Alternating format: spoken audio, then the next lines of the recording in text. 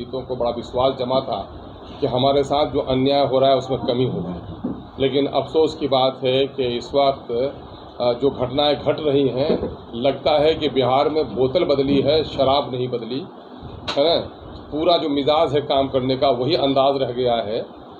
और बीजेपी के लोग जिस तरह से अक़लियतों को धौंसा रहे थे, धमका रहे थे, ठीक उसी तरह से इस सरकार में भी हो रहा है।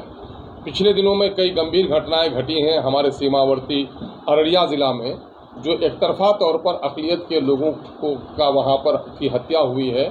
एक हत्या हुई है मिस्टर शहबाज की।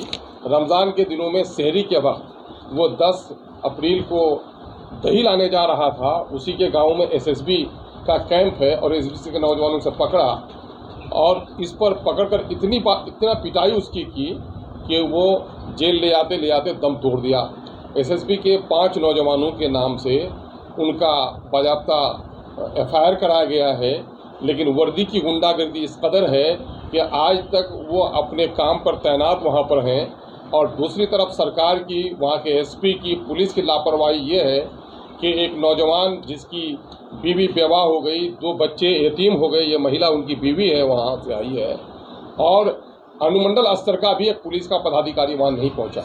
उल्टे उसके तरफ धौंस और धमकी दिया जा रहा है कि भाई तुम अपना केस उठाओ, वरना नहीं तो सभी को तुम लोगों को जेल भेजने का काम करेंगे। और वहाँ पर पूरे तौर पर अल्पसंख्यक के लोग पूरे भय में हैं और वहाँ पर खौफ का मामला है।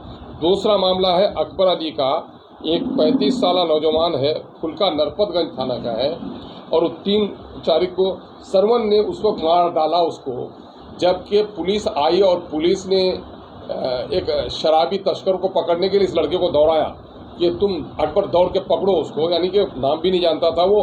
धक्का मारकर पुलिस ने कहा कि दौड़ो। पुलिस की वर्दी के मारे ये लड़का दौड़ गया और वो तस्कर पकड़ा गया, जिसके नतीजे में सिर्फ इनका मर्डर ही नहीं हुआ बल्कि इनका मर्डर करके इनके दरवाजे पे फेंक दिया गया जाकर, ताकि लोगों को दर्शाया गया कि तुम्हारा मर्डर भी करेंगे, तुम्हारे दरवाजे भी भेजेंगे, देखो क्या कर लेते हो। इस घटना में भी किसी अभियुक्त की आज तक गिरफ्तारी नहीं हुई है। तो लगता है कि प्रशासन का बाज़ाब्ता, शासन का, प्रशासन का पूरा सपोर्ट मिला हुआ है कि अक़लियतों का खून बहाओ, इनकी बेटियों की इज्जत लूटो, इनके घरों को जला दो, चाहे नालंदा का हो, सहसराम का हो, चाहे फर्रुखाबाद अररिया का हो, इसके खून की कोई कीमत नहीं है। तीसरी घटना मोहम्मद जुबैर की है, अभी 27/5 को घटी।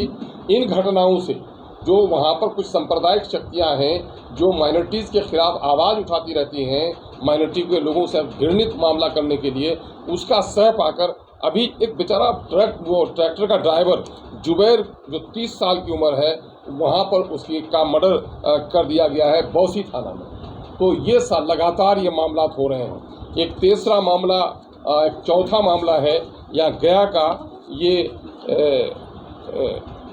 बुनियादगंज थाना का मामला है और यहाँ पर एक नौजवान की मॉब लिंचिंग कर दी जाती है। क्या नाम है नौजवान का जी?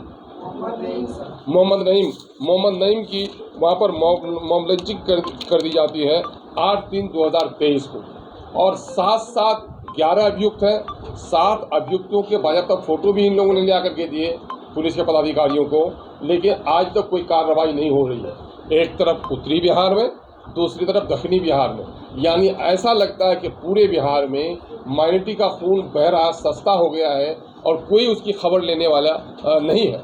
मेरा बड़ा सवाल है नीतीश कुमार जी से कि नीतीश कुमार जी, क्या बीजेपी से अलग हटके आप आ गए हैं? तो बीजेपी का जो तरीका था काम करने का, माइनॉरिटी को धमकाने का, ठोस देने का, क्या वही बरकरार रहेगा?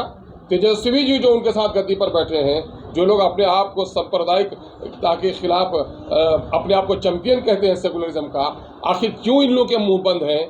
क्यों नहीं कार्रवाई हो रही है?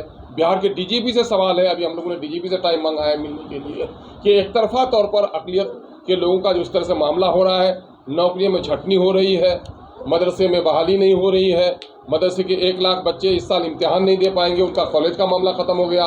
एक तरफा तौर पर माइनॉरिटी के लोगों के साथ इस तरह की जो घटना घट रही है, इस पर एमआईएम अपने तौर पर अपने गम का, गुस्से का और सरकार की नाकामी के खिलाफ अपनी आवाज़ बुलंद कर रही है।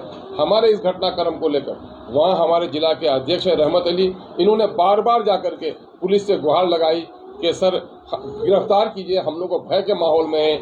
उल्टे प्रशासन की तरफ से इन्हीं को डराया धमकाया जाता है कि नेतागिरी मत करो वरना तुमको भी अंदर कर दिया जाएगा। तो क्या अक़लियतों का जुल्म के ख़िलाफ़ बोलना भी गुनाह हो गया है? क्या लोकतंत्र की हत्या हो गई है? तो इससे ऐसा लगता है कि पूरे राज्य में कहीं भी अक़लियतों की जान, माल, इज़्ज़त, आबरू सलामत नहीं है और ये सरकार हमें खौफ में रखना चाहती है।